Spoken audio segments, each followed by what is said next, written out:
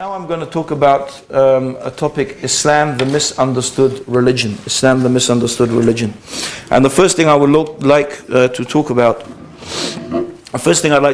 is Islam itself. What does the word Islam mean? Okay, so the word Islam, you'll often find that people say the word Islam means peace.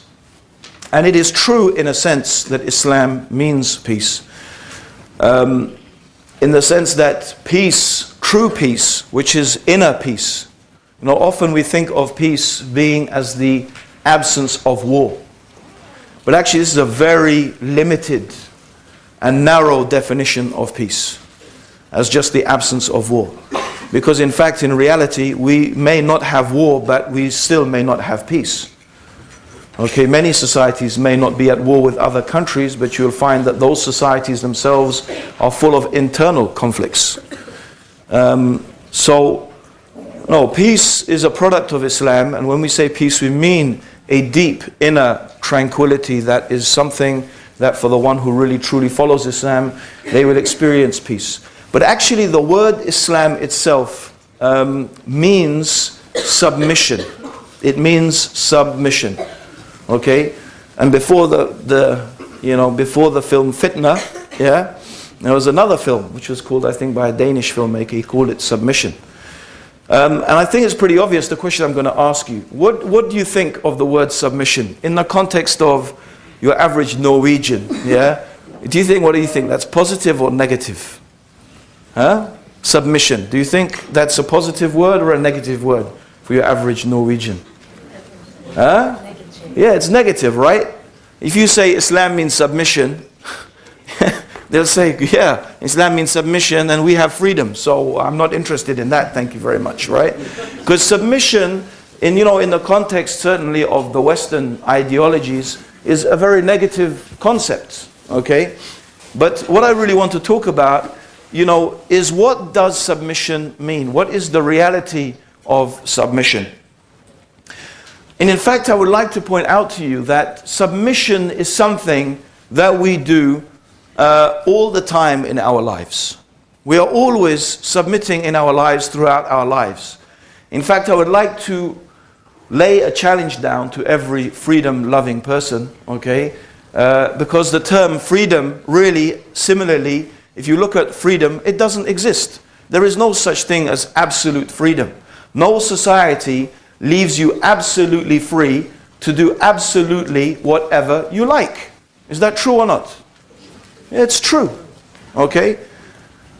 So, freedom in an absolute sense is something that just does not exist. When a country says we are freedom, we believe in freedom, of course, if you discuss with intelligent people, what they mean is they will say, no, we are more free in this and this and this area than other nations.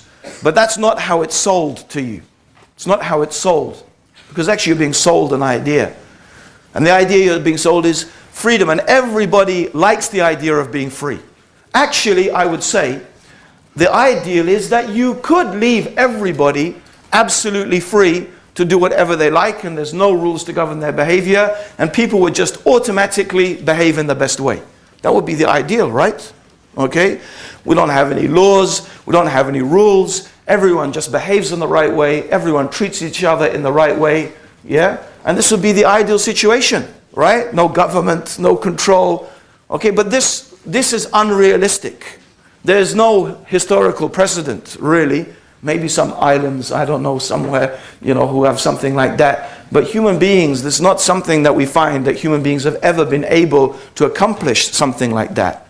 So all society, all human societies, including this one in which we live, they are trying to strike a balance, right? They're trying to strike a balance between two things. One is individual freedom, and the other is limiting that freedom in order to protect society. Because when human beings live together, and we talked about this yesterday, What we need to do as society, in order that different people do different jobs and society is able to run and people conform to laws and they obey those laws, what we have to try and do is socialize people. We have to try and get people to buy into an ideal and a concept, a way of living. And according to this, people are given different tasks, people do different duties, people follow laws. And this is the reality. We need those laws, and they limit the restriction, they restrict the freedom of the individual in order to protect the society. And the debate that is always going on in every society, and sometimes it's more obvious than others, how much do we limit the freedom of the individual in order to protect the society? Yeah? Now this is very, very clear in America and Britain, where we have had terrorist attacks. Okay? So Britain and America, they've had terrorist attacks. And this whole debate has come to the forefront. Because obviously America, especially, used to be very much concerned with, freedom of speech, and many freedoms that people are given.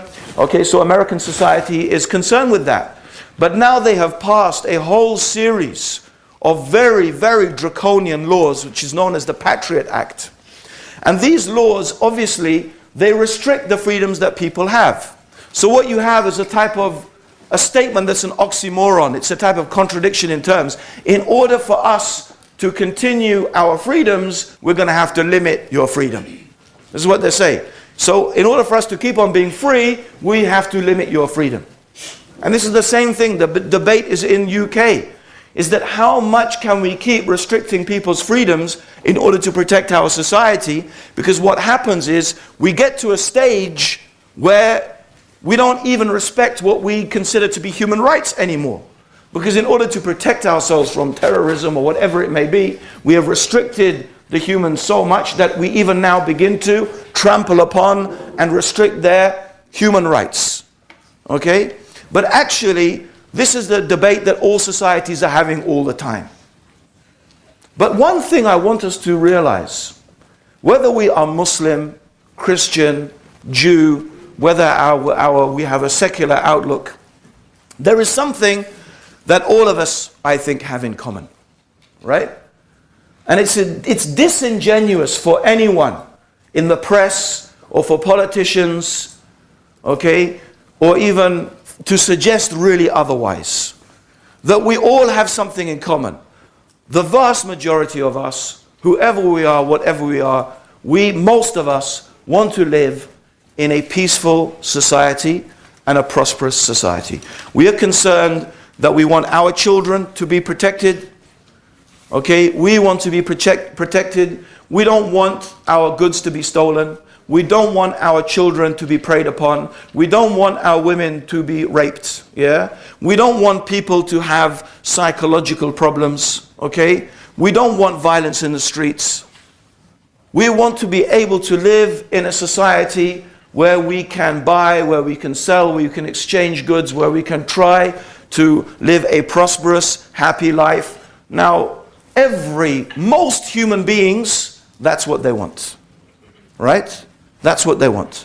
Muslims are not any different. And for anyone to suggest that Muslims want anything different, or that Islam itself as a religion teaches anything different, is at the very least disingenuous. At the most, it is perhaps plain evil.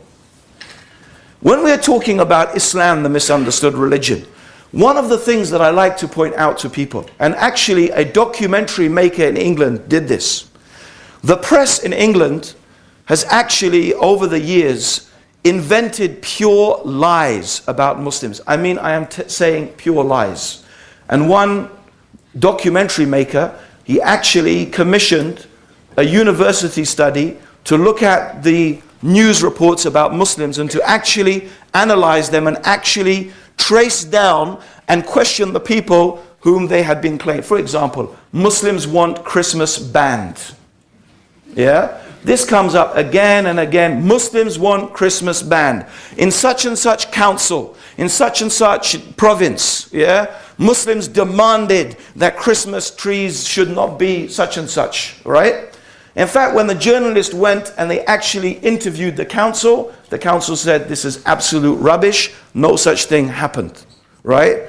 All that happened was one Muslim was asked to come to a Christmas party and said, I'm sorry, I can't come to the Christmas party or something. And from that was really a total lie. For example, another type of lie is Muslim in hospital demands that his picture is taken down from the wall, right? Okay, I mean, I hear this is something that someone had, maybe it happened, but there are stories like this which they were discovered were actually absolute fabrications, lies, right? The other thing was Sharia law. Muslims want to implement Sharia law, okay? And then what did they do? They went around, they actually did a poll and they interviewed Muslims and they said, do you want Sharia law in England, right? And they found like 40% of Muslims said, yes, they want Sharia law in England and this and that. So they came with these statistics, okay? And there was a big hullabaloo about Muslims want Sharia law in England, okay? And actually what this journalist did is he took these headlines and all he did, something very simple. He took out the word Muslim and he put the word Jew. That's all he did.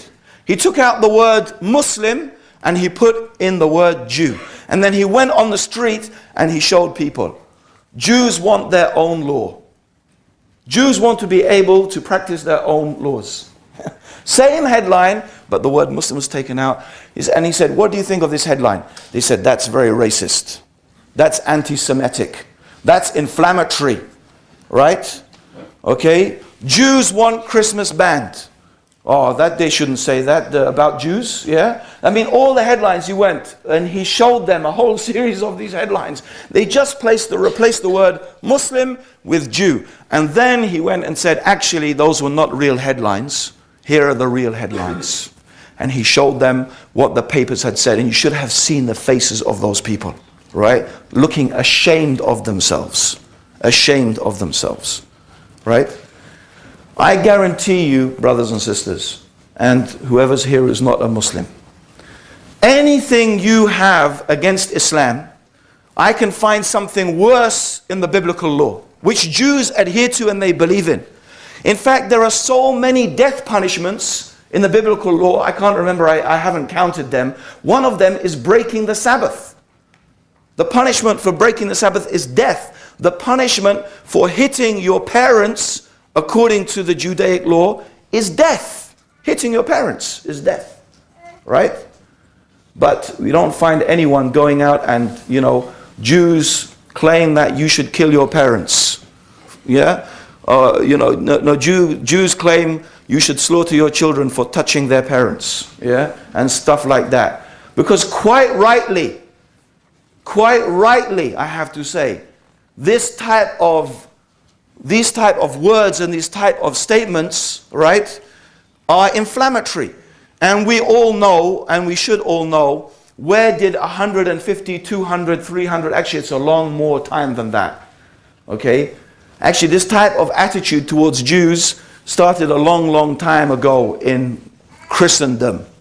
But it all ended up after, by the way, a lot of years of massacres of Jews. The Jews were not only massacred by Hitler in the concentration camps. If you look in European history, Jews have been slaughtered throughout European history. Okay? That was just the most nasty and the most dramatic of them. But what came behind the slaughter of the Jews was years and years of propaganda, anti-Semitism. And in fact, if you look at the type of stuff that people are saying about Muslims today, it is exactly the same type of things that were being said about Jews in the past.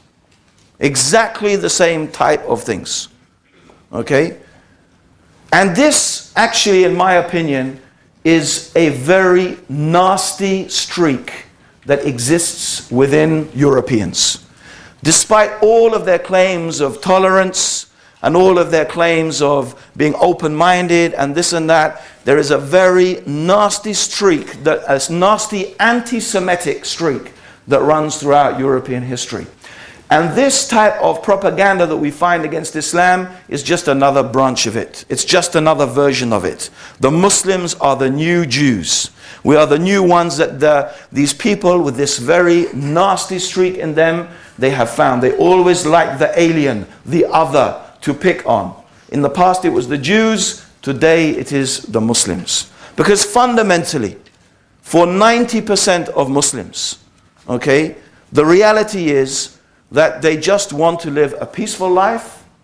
They want to benefit from what they can materialistically from society. And in fact, in general, they want to contribute to the well-being of humanity. We want to live peaceful lives for us, our families, and our children, right? Islam teaches us about how to be a good neighbor to the extent that the Prophet Muhammad, may Allah's peace and blessings be upon him, he swore by God.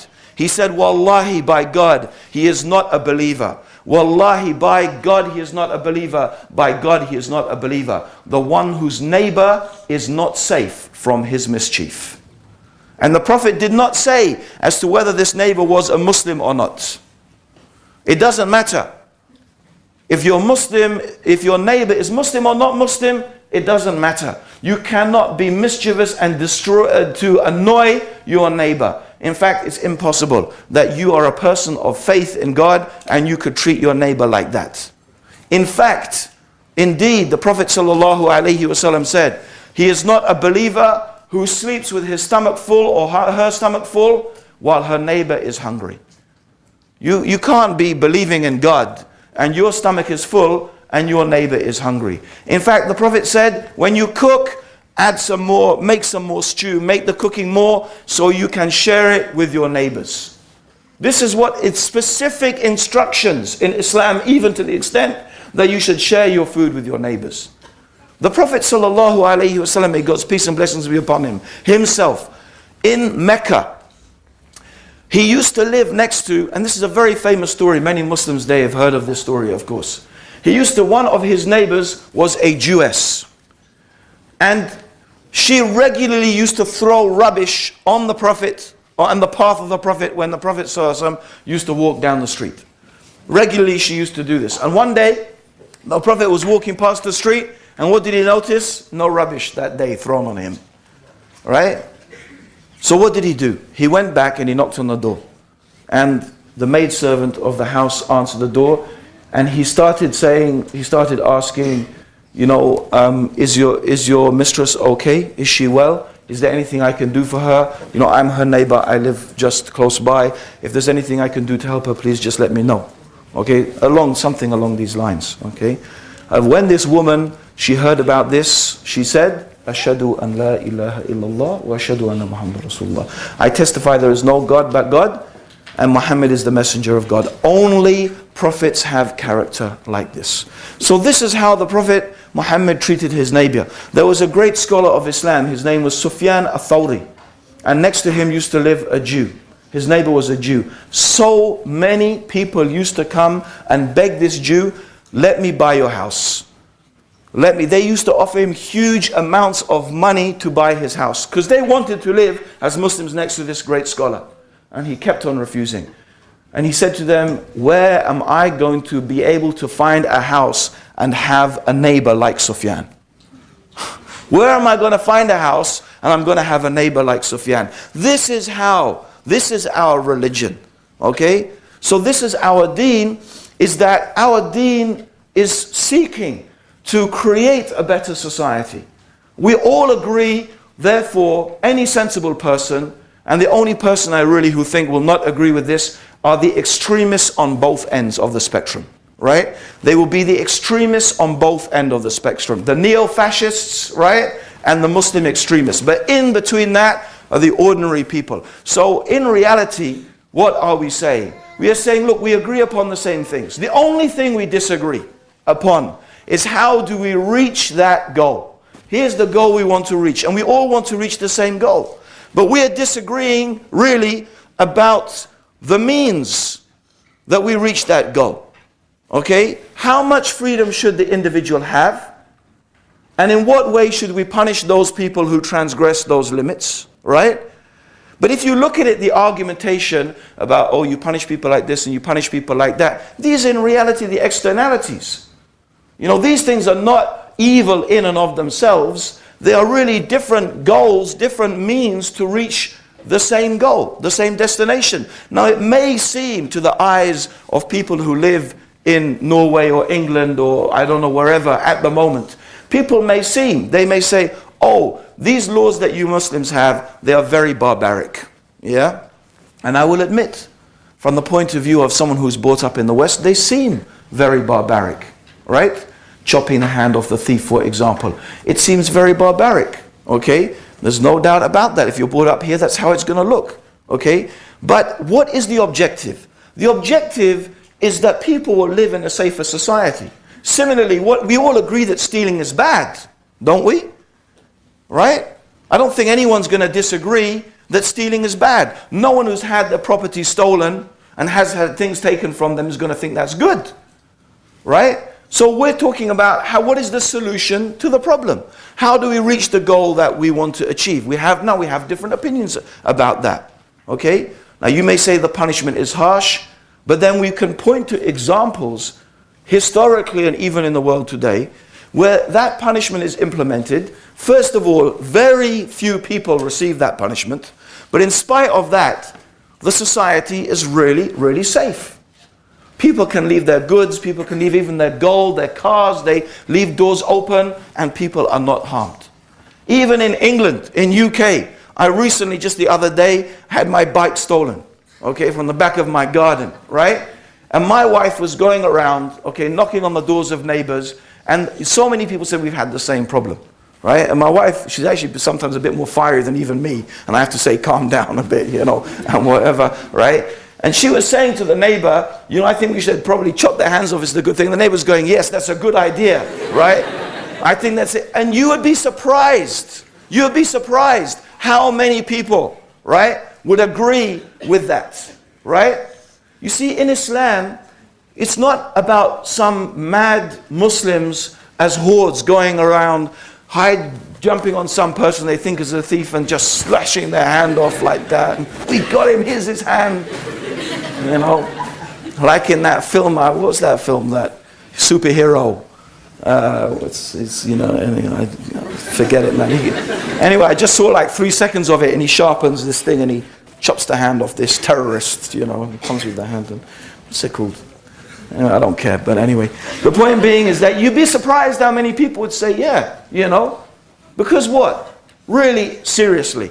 Okay, in Islam, we're not talking about gratuitously just, you know, amputating people's hands. No, it's not like that. It is a legal process, like any other legal process. No one gets punished or should get punished according to Islamic law until they have gone through the proper legal process, just like any other legal process.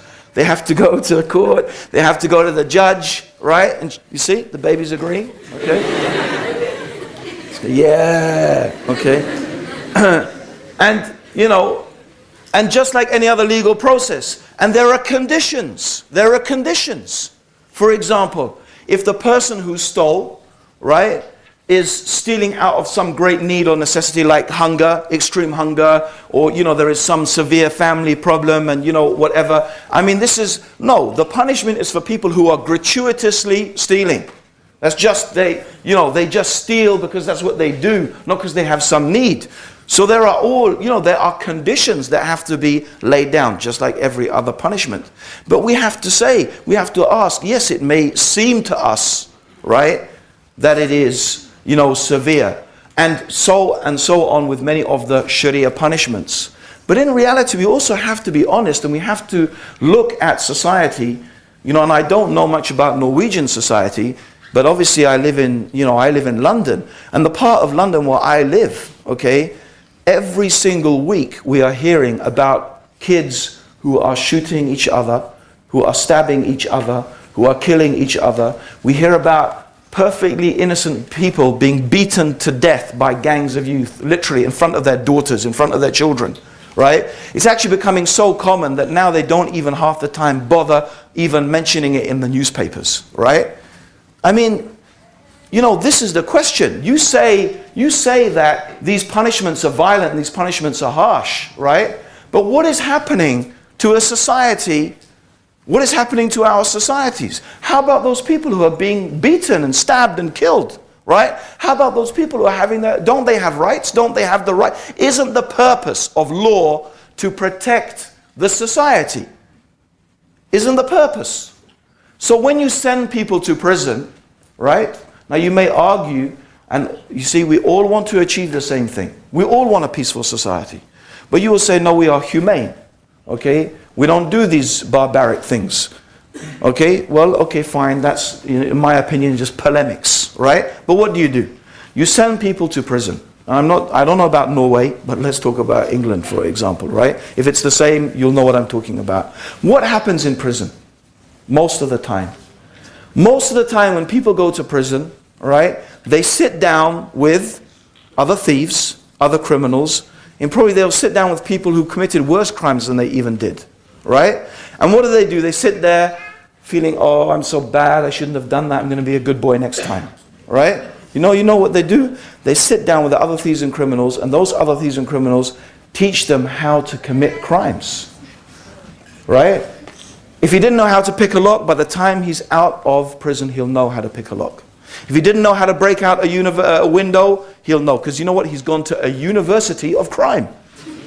No, it's serious. He's gone to a university, or she's gone to a university of crime. And so when that person comes out, are they thinking, oh, I'm not going to do this? No, they say, I'll do it better. I'll do it better next time, and I won't get caught because I've learned some new tricks that I didn't learn before. Now you tell me, does this stop the thief from stealing? No. 80% people reoffend.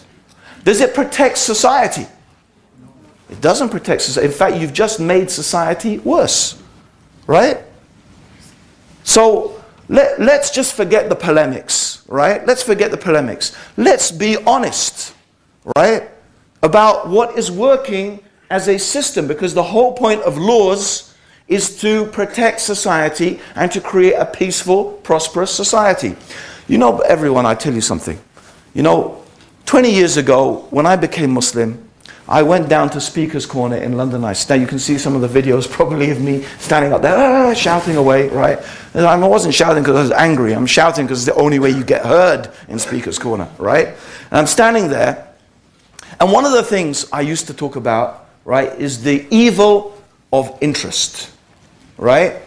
The evil of interest and the system and the economic system that is based upon interest. And I used to talk about how the whole interest-based system is controlling. It's a new means to control and colonize the third world. And it's very cruel and it's very evil, right? Because they generate this enthusiasm through the propaganda, through the media propaganda, which we talked about yesterday, right? Who do the media support? Obviously, they write what their advertisers want them to write. Okay, I'm sorry to say, many journalists are nothing more than intellectual prostitutes. Really. They have intelligence, but they prostitute it to whoever is going to pay them. And you'll see, they will change their mind. One day they will be writing this, next 5 years they'll be writing that. Whoever pays them, they'll write for them. Right? And who is their paymaster? The newspapers and the magazines that depend and rely upon what? Advertising. We went through that yesterday. Okay? So, these banks, they create this, not the banks, but the society through this propaganda, through the media. They go to the third world. They create in the minds and hearts of these people a perceived need for products they actually don't need. But they create that desire. So what do they say to them? How do you get these products? How do you get them? Well, you know, if you want to buy our goods, yeah, if you want to buy our sophisticated Western goods, of course we're not going to accept, you know, I don't know, whatever the currency is, you know, Kenyan shillings or, you know, shells or I don't know what people. No, we need real money, dollars, pounds, right? But if you want, you know, dollars and pounds, we'll tell you what you need to do. What you need to do is you need to grow cash crops, things like coffee, cocoa, tea, yeah? And what you do is then you sell them to us. Now those things are valuable to us and we'll give you dollars for that, right? So what do people do? is the land that the people used to use to feed themselves for agriculture, yeah, they then convert to cash crops. Huge swaths of land being converted to cash crops. But of course, what they don't tell all of these poor people is they're telling every other poor person to do the same thing. So what happens, according to the economic system, when you have a glut, right, of any particular product, right? You have an if you have too much coffee, too much cocoa, too much sugar, too much tea, what happens? Supply and demand, right? The cost goes down. The price is less, right? So you have all of these people producing these cash crops, but there's so much of it in the market. So these people who thought they were going to get nice money for it, what do they find? Lo and behold, they're not getting so much money for it. Okay? The money they're getting is less. But they've turned their arable land into cash crops. And now what starts to happen? That people start to get hungry. The food that the land they used to grow food on, they're not growing food on that anymore. They're going cash crops. They don't have any food. And who comes along? The great compassionate Western nations. They come along and they say, don't worry, we've got heaps of grain, we've got heaps of food, we've got stuff, you just need to buy it from us, we'll sell it to you, right? Well, we haven't got any money. Don't worry, we'll lend you some money. Yeah? We'll lend you some money, right? But what you need to do is you need to make sure that your whole economic system is designed in a way that you can earn dollars and pounds and so on and so forth. So what happens? They get in a vicious circle. They borrow money to feed the people, right?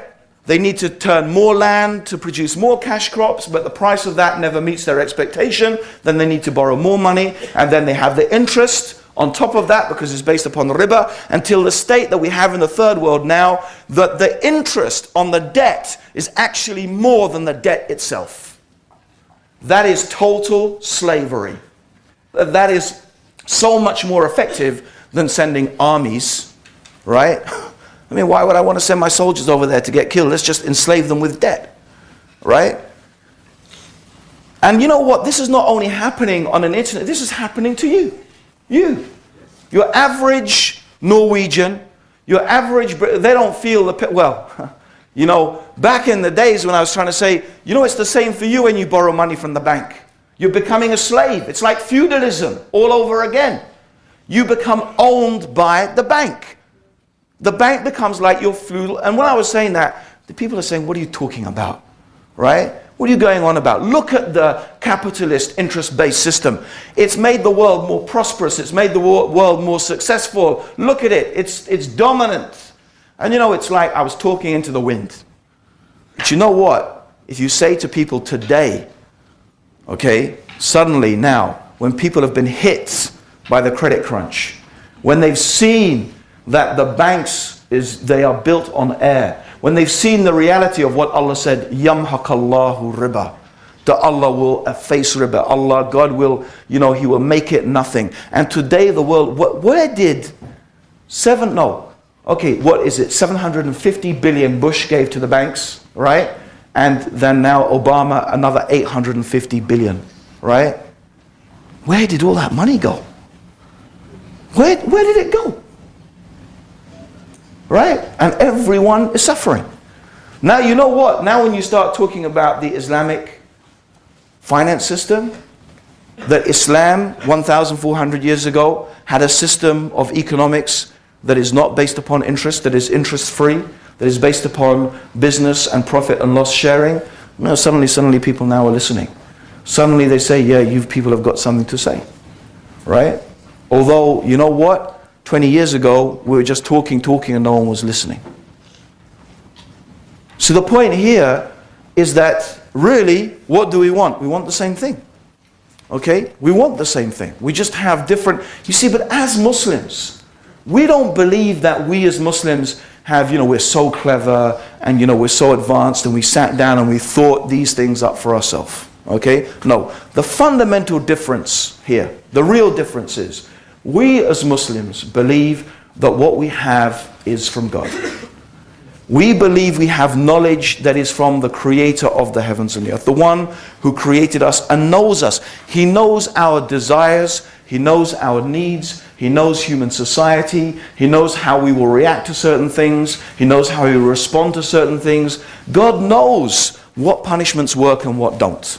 God knows what environment human beings need to live in to have the most prosperous and peaceful and successful society, and where they can live in the best manner. Because God created us, right?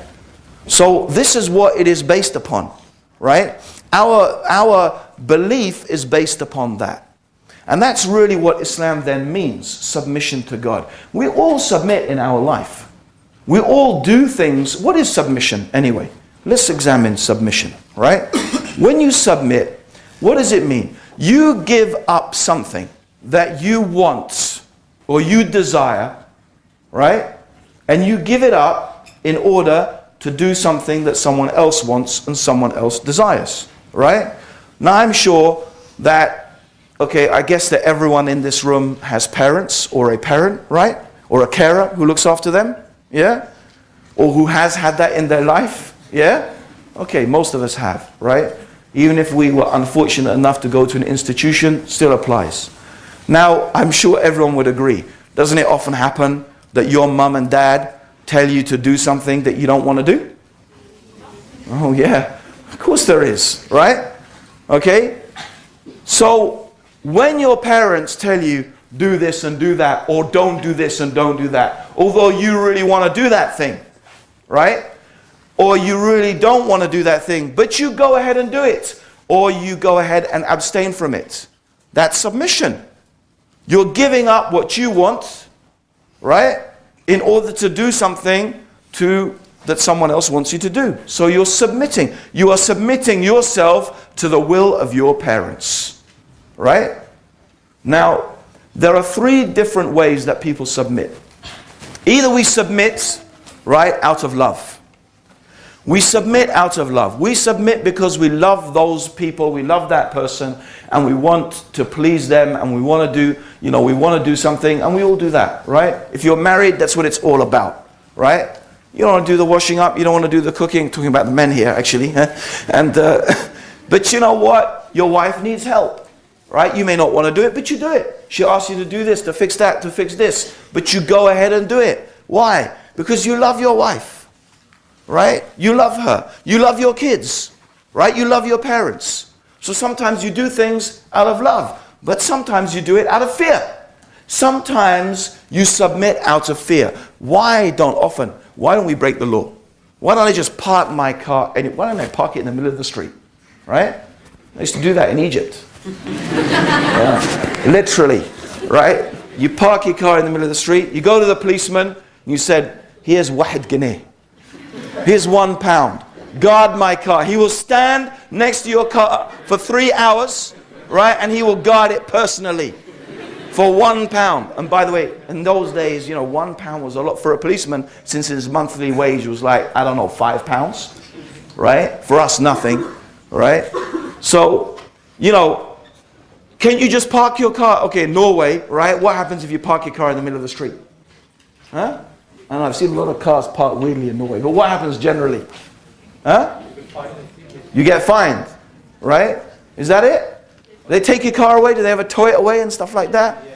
I don't know, maybe people are really chilled out in Norway, right? But in England, my God, any little infringement, your car is parked on a yellow line, this or out of the zone, that's it. Kick it, towed away, clamp, right? Sometimes the fine you have to pay is more than the price of your car, right?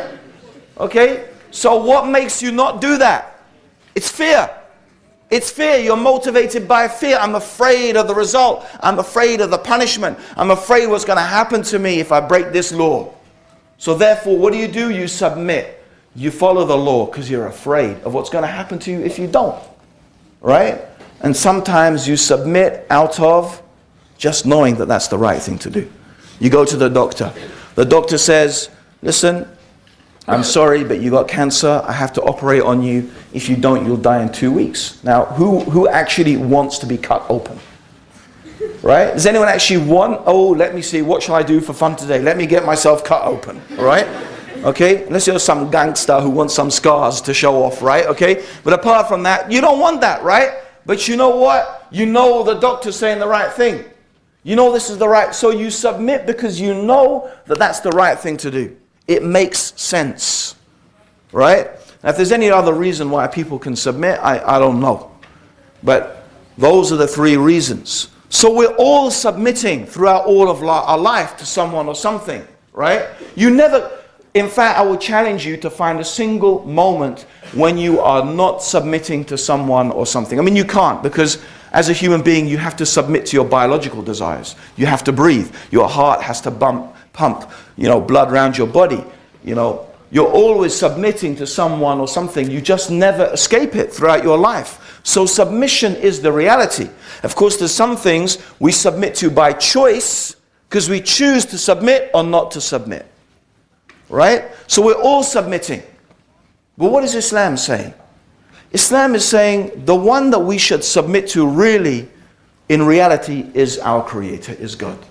Because whoever you love, God has more right to your love. Think about why you love people. Think about why you love your parents. Think about that. Well, God created your parents. God created your wife. God created your husband. Whatever it is that you love, God created that. So surely you have more reason to love the one who created those things than those things themselves. So God has the most right to your love. So therefore, surely doesn't God have the most right to your submission? Doesn't he have the most right that you should give in? Right? To do what is pleasing to him, to please him. Yeah. See? Agreement. The one that counts, the baby. Okay? And how about fear? Yes, fear. I'm not going to shy away from it. I'm terrified of God. Whatever most terrifying thing you can think of. The most terrifying pain. And, I don't know who's been in pain. Any woman who's given birth to a child knows what pain is, right? And they say gout is more painful than childbirth, right? It's like gout is like a rheumatism, severe form. So we've all experienced pain. How about emotional pain as well? Loss. And that pain's a reality in the world, right?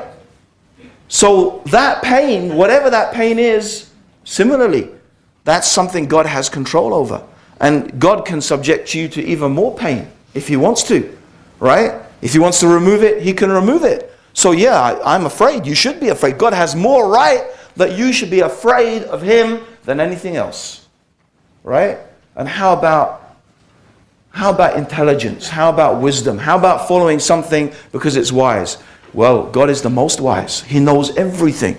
If I'm going to decide to submit to something because it's sensible and it makes sense, then God has more right that we should submit on that basis. God's knowledge is perfect and ours is imperfect. So this is the logic behind the essence of Islam. I don't think that any person would argue with the logic of it, right? The Quran actually says, if this book is from God, who else but a fool can reject it? So, from the premise, at least take the premise that if the Quran really is from God, surely any sensible person would agree, right, that the only choice we have is to do what the Quran says, right? If it is from God, and we can argue about whether it's from God. And see, this is the point. People argue, oh, your religion says this, your religion says that. It's got this punishment, it's got this thing. It says you should treat this person in that way, right? But you're missing the point. Because for the Muslim, it's all irrelevant in a sense about these details, right? Because if we believe it's from God, if we believe it's from the Creator, right? Then that's what I have to do. I have to submit myself to what the Creator teaches, to what the Creator says. That's what it's about. And it may or may not make sense to me. But surely I can recognize that God understands me better than I understand myself. And I'm sure how many people in this room, it's happened to them in their lives, right? There's things your parents have told you. Anyone who's got kids know that. Don't do that. But how many kids, even 10-year-old kids, think they know better, right? Let alone if you've got a teenage son, right, or daughter, right? You're trying to tell them, don't do this. It's just not the right thing to do. No, they know better. You don't know what you're talking about. You don't know. Right? You haven't lived the life that I've lived, right? You don't know what it's in the street like that out there, right? Yeah. Because as we're facing all the things, man. Right? It's like, okay.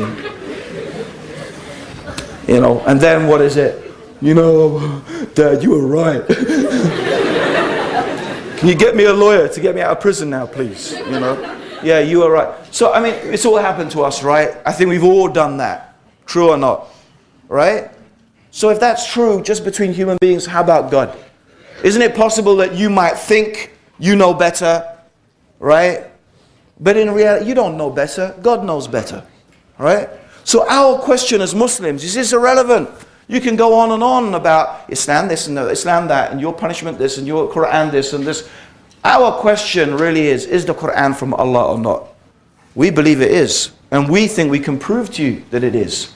I mean, when I say prove, we can give you evidence that I don't think any sensible person would reject that evidence, right? So this is the question, right? So this is what our religion is based upon. We surrender ourselves to the Creator. We surrender ourselves to God because we believe that that knowledge, that thing that God has given us is from the Creator of the heavens and the earth. You know? And God knows best. God knows best what degree of fear is it that you need. What threat of punishment is the right threat of punishment in order for a person to stop stealing? What threat of punishment do you need in order to stop people committing adultery and fornication? And how bad is that? And what is the impact of that on society? You may think it's nothing, right? You may think that it's nothing. Because some things, and then that's another thing you can all experience, sometimes you don't only find out until a long time, even until it's too late. And then you say, oh, if only I had known that in the beginning. Right? You only find out, it's not that everything, right, straight away that you realize, oh, that was the wrong thing to do. No, sometimes you only discover that it was the wrong thing to do after a long time. And this is the thing that God knows the long-term effects. God knows what is going to happen over the long time. Sometimes even we human beings don't live long enough. We don't live long enough to be able to see the effect of something could happen 2 generations ahead, or 3. And our human experience doesn't allow us even to collate that. But God knows that. God knows the effect, right? Years down the line, right? Of allowing this particular thing that is considered a sin. You let people fornicate, you let people, you know, participate in certain acts and so on. But you may think, what's the harm? Is, you know, this and that. But you only sometimes know the harm down the line, when it's too late. I'll give you an example. If you listen to some of my talks about women in Islam, and I gave a talk about this in England just recently. They might put it up on YouTube so you might catch it, right? And for those who like a bit more tough speaking from me, you'll find it there, right? You know, look at this so-called enduring revolution of the Western world, the liberation of women. Okay, no doubt, right, that women in the West previously have been extremely oppressed, right? They weren't allowed property, or when they got married, right? Until today, by the way, most women, they get married, I think, in Norway, they take their husband's name, yeah? They become, you know, Mrs. Svensson, right? Or whatever, right? Okay, and, you know, she wasn't that before, but now that goes back to, right? Not long ago when women literally were owned by their husband. When she got married, her property automatically became her husband's property. We forget, right? We forget that. Before, it's not long ago that women had no say in the society, right? They couldn't vote, they couldn't inherit, so they were very restricted. So there's no doubt, in contrast to that, what women experience today in the West is really good. But, you know, I'm talking about, talk about going back to the issue of long-term effects, right? You see, this is the short-term thinking. In the short term, the Western world in general thought that women's liberation is a good thing in the perspective of getting women to work. Why? Because according to their philosophy, a rich society is a successful society because what? Wealth equals happiness. So the more wealth we have, the more successful we are. Now, what's the point in having half the population staying at home when that half the population could be outworking and contributing to the economy and making us richer and therefore making us more successful. So there it starts. No, women, you don't want to stay at home. You need to come, you need to work, right? Why do you want to stay at home? You're going to be a slave, chained to the sink, slave to your husband, slave to your children, whatever. You know, you beneath that, right? You're beneath that. You need to be liberated, yeah? You need to come, you need to work, right? Yeah, earn your own money, spend your own money, huh? Sounds nice, right? Okay, and the women saying, oh, that's good, you know, right? So what happens? Women start going out to work. Okay, what do we have, right? 20, 30 years on, right? Some economist starts figuring out, oh gosh, we've got a problem. You know what the problem is? Right? The problem is that since women are all working and they've got now so enthusiastic about being liberated, they're not having babies anymore. And what happens to a society where you stop having babies? If no women have babies, what's going to happen to your population? Huh? You're going to die out. Right? You're going to die out. And lo and behold, the Western world, like a light bulb, oh dear, our populations are dying out. It's true. No, it's true. And you know it's true. Right? I've got some real sincere advice for Norwegians. If you're afraid about Muslims taking over, have more babies. Yeah? Plain and simple. Right? But you know what? I tell you the simple truth, they won't do it because they're too addicted now. Right? They're too addicted. But you know what? This is the short-sightedness. You know, I mean, you'd think it was really sensible. Women stop having babies, population dies, oh dear, problem for our country. But no, money, money, money. Let's improve our economy, right? I mean, it's ridiculous. It's so simple, right? But that's it. You only discovered that 2 generations. And you know what? Economists now, they realized that when 30% of your population reaches the age of 65, which is retirement age, the economy of your country is no longer viable because the amount of money you need to spend on pensions and caring for old people exceeds the amount that your economy can generate. And that is exactly what is happening in Europe now. Right? And believe me, I want to tell you, brothers and sisters, yeah? They say, oh, we let you Muslims come here. Right? We let you come here. And you don't even respect our ways. Right? Yeah? Rubbish. Right? They need you so bad. Right? They need you. They need new people in order to repopulate the country and continue the economy. That's what they need. Right? That's what they need. Right? And you know, they would love to have white, blonde people like them. Right? But the problem is, Eastern Europe has a worse population problem than them. Right? Their demographics are even worse. Generally, in the industrial countries in Europe, they don't have enough people to repopulate. Okay, and England is an exception. You know why England's an exception?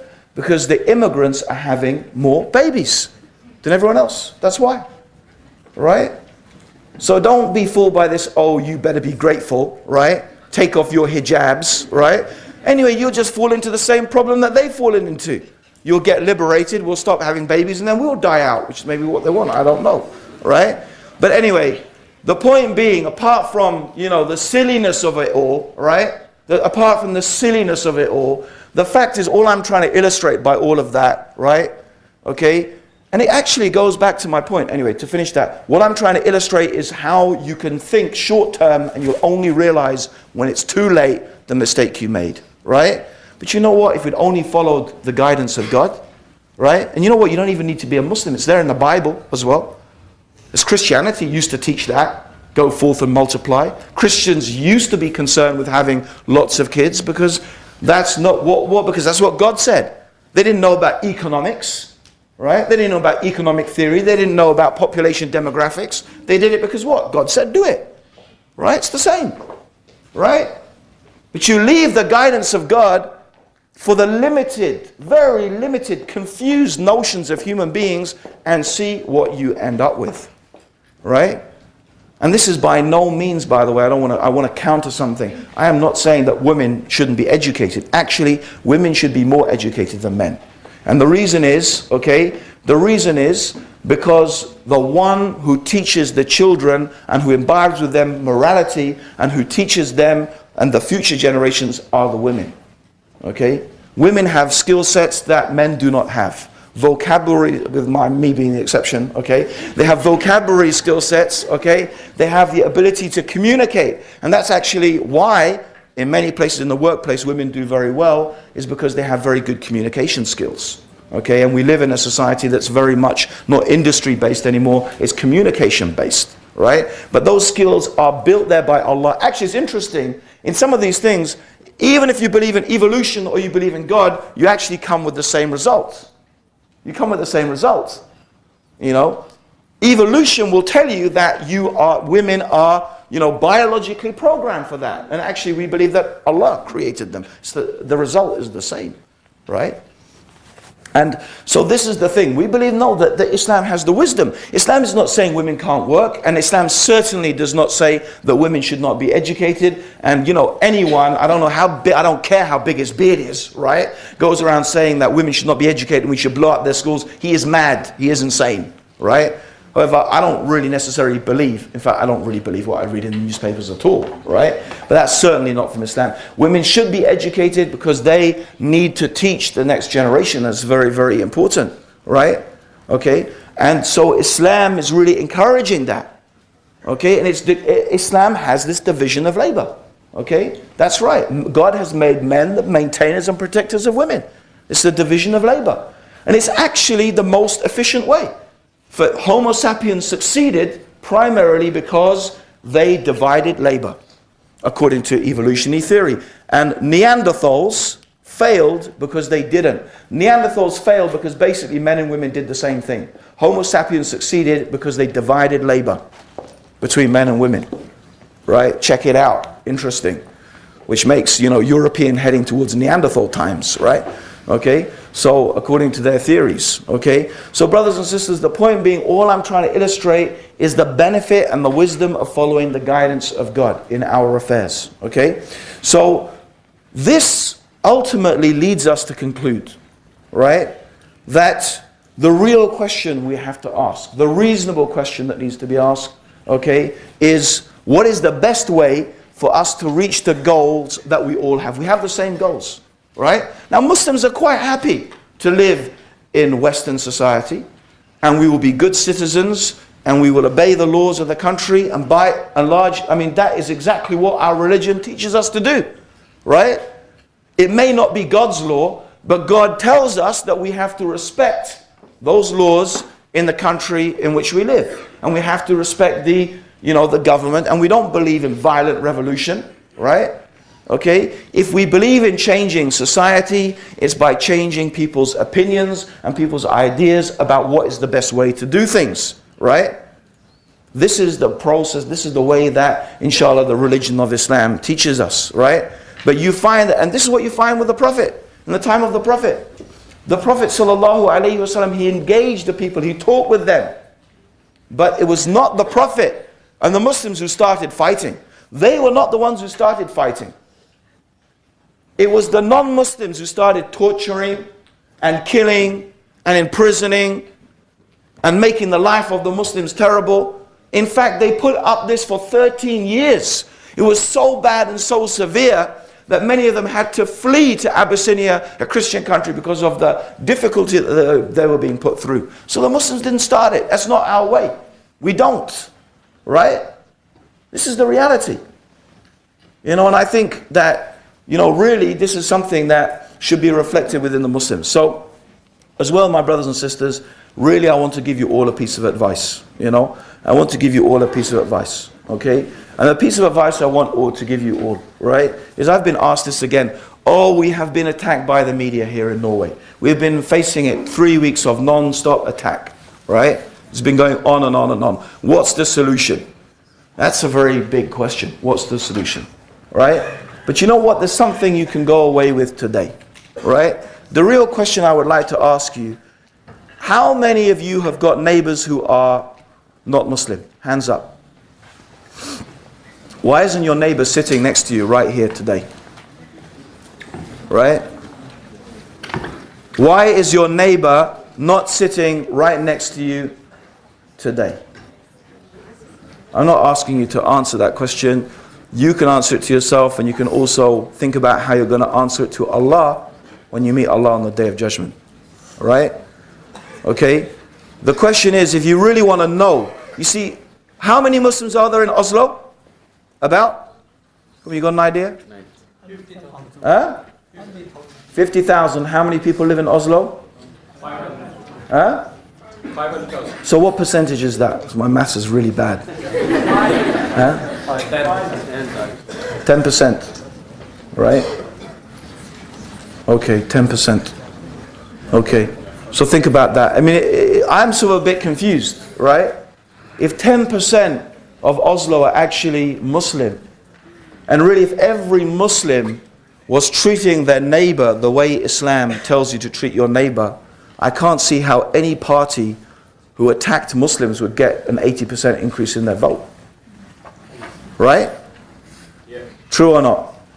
Yeah, okay. So you know what? Don't go crying about the media this, the media that. Right? Okay? The media this, the media that, right? You know what you need to? We need to behave like Muslims, brothers and sisters, right?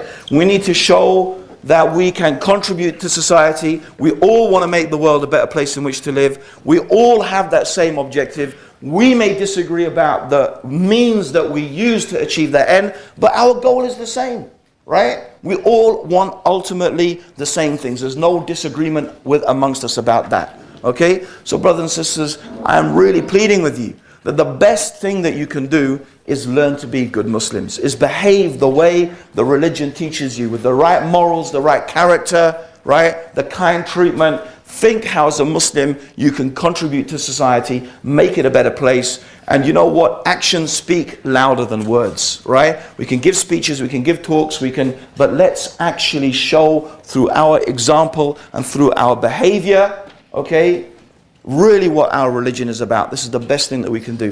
Brothers and sisters, Jazakallah khair. That's it.